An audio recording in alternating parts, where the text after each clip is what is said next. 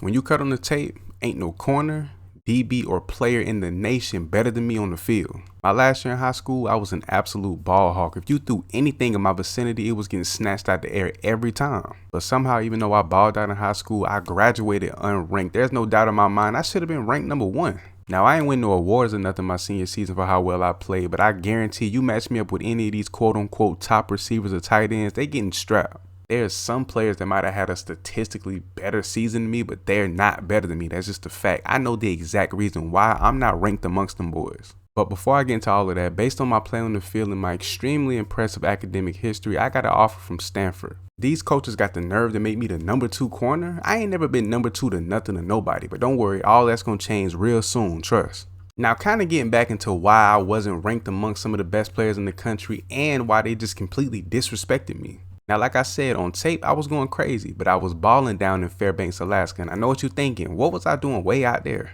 And there's a very simple answer to that. My parents, extremely successful business people, they own about half of the state of Alaska. So yeah, of course, we're rich, always have been, and always forever will be. Like, bro, we got so much money, I never even had to touch a football field or go to college. I really did it because I was bored. I never looked at football like something I wanted to make a career out of. It was really just a hobby. I didn't start playing till my freshman year in high school. And of course I excelled at it, better than everybody day one. And now I'm here in the Pac-12, one of the biggest stages in college football. And I feel like I got something to prove in a way. Like, I know for a fact I got exactly what it takes to be the greatest to ever do it at this level. I can actually make my parents proud. And trust me, that's no easy task. I've only gotten 1 grade lower than an A my entire life. You'd think my parents would be extremely proud.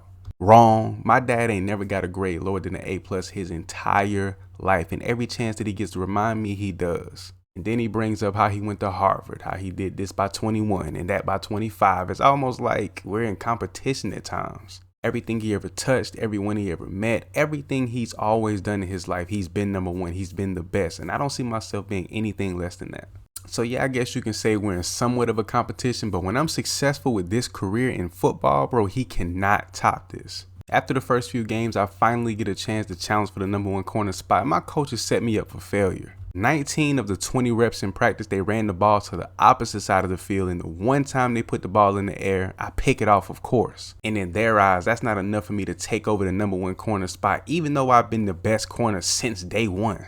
So due to my coaches just straight up hating on me, I'm stuck at the number 2 corner spot, but that ain't gonna stop me from balling and making plays. I know football's a team sport, but in order for me to get to the league, I have to ball out as an individual to even get that type of opportunity. Now, of course, as a team, I want us to win and dominate and be the best in the country always, but individually, I got my own goals set. For one, I want to break every single NCAA interception record. I checked the books and some random named KJ Franks holds every record. Now, for him to hold every record, he had to be decent, but I know for a fact I'm a way better corner.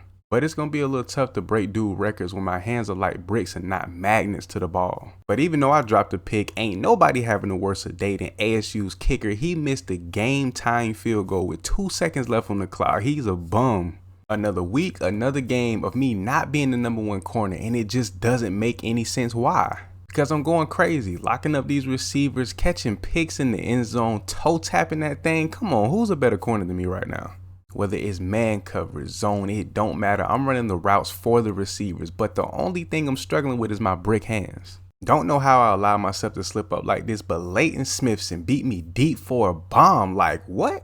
But that's just one play. I ain't finna get in my head about it, but then he bounced back with a crazy toe tapper for 33 yards. Come on. Like, dude ain't good or nothing. His name is Leighton Smithson. Like, come on now. But he does have somewhat of like a 5th gear. It's crazy. Only a 2-point lead under 10 seconds left in the 4th, and they're knocking at our door. Forget that. They just walk right in. And then Washington State adds salt to the wound with their quarterback going untouched somehow into the end zone for the 2-point conversion. Bro, that L last week to Washington State did not sit right with me. So I'll open this one up against Washington with a deep pick.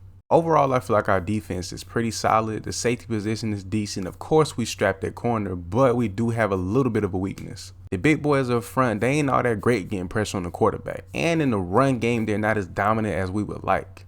So don't be surprised if I come out of nowhere from my side of the field or in the backfield or wherever, and I come down and lay the wood from time to time. Take a look at the other side of the field real quick. This receiver ran a disgusting route, but my fellow DB played it perfectly and got a clean pick. Now, it wasn't better than any pick I've ever caught, but I can't lie, bro, that was nasty work. Now, I haven't had too much action since the pick earlier in this game, but they finally decided to bomb me late in the fourth. You know I ain't having that. Come on now. Back in practice trying to take over that number 1 corner spot, they still not putting the ball in the air, so I had to get in there and take it.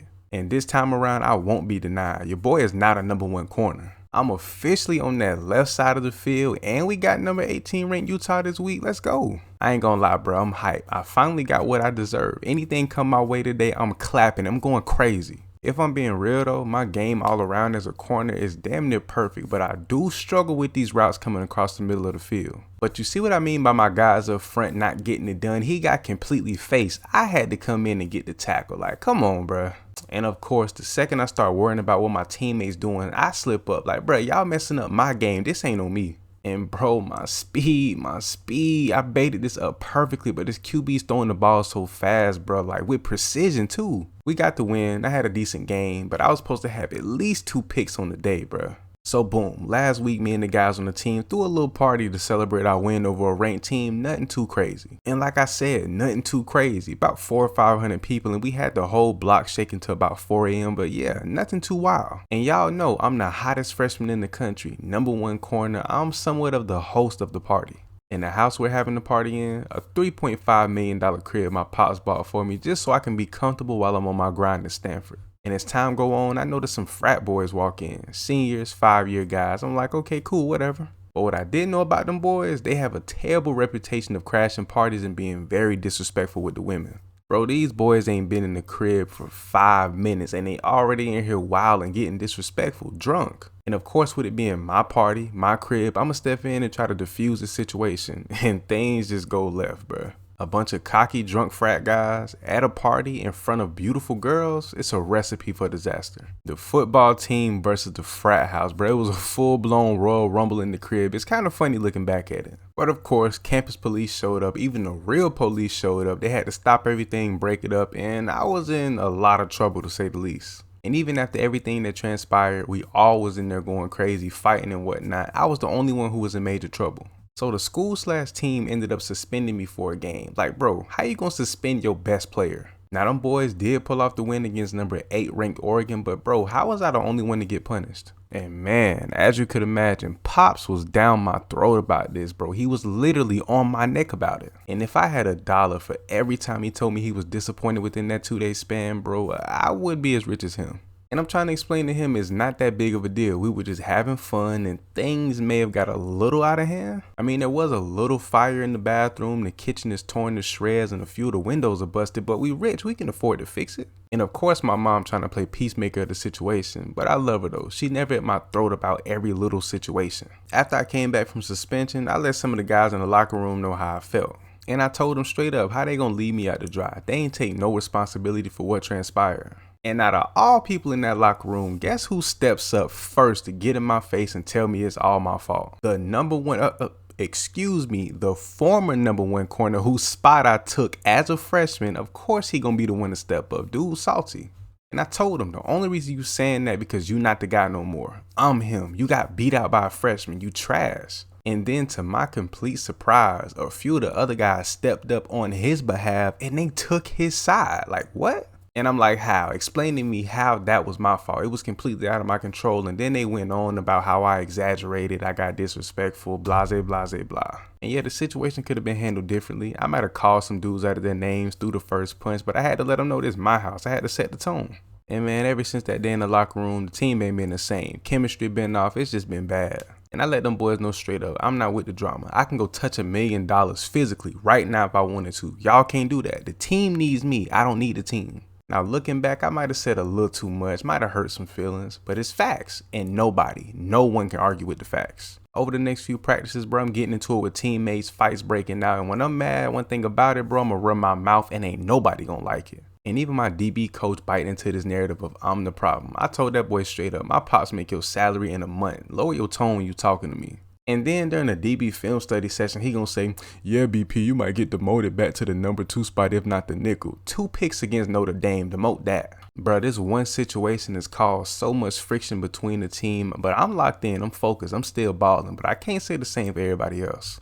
One period in time, we were 5-1, a 5-1 record. Now we're 7-5, bruh. At this point, throw the whole season away. And now we playing 6-6 Pitt in this weak ass bowl game, bro. We should have been competing for a conference championship or something. But since we didn't finish this season great as a team, I'm looking to personally top it off right. As expected, I have the most interceptions of any player in the country right now. I've dropped 2 this game, but I need 1 more for 10 picks on the season. Just before the second half, Pitt's quarterback makes a huge mistake lobbing this one up in the end zone, and of course I snag and come down with my 10th interception. But even though I'm balling at an elite level, doing my thing, making plays, my teammates continue to disappoint, bro. Man, hopefully going into next season, we can bounce back and become the team we were before all of this happened and everybody turned into a bunch of sensitive little girls. Because all this losing ain't cool, especially losing 3 straight games, one being a bowl game. Like, bro, I'm not with this. Bro, looking at my stats for the season, I had 9 dropped interceptions. My sophomore season, I'm aiming for at least 20 interceptions, and I want to be in the conversation for that Heisman.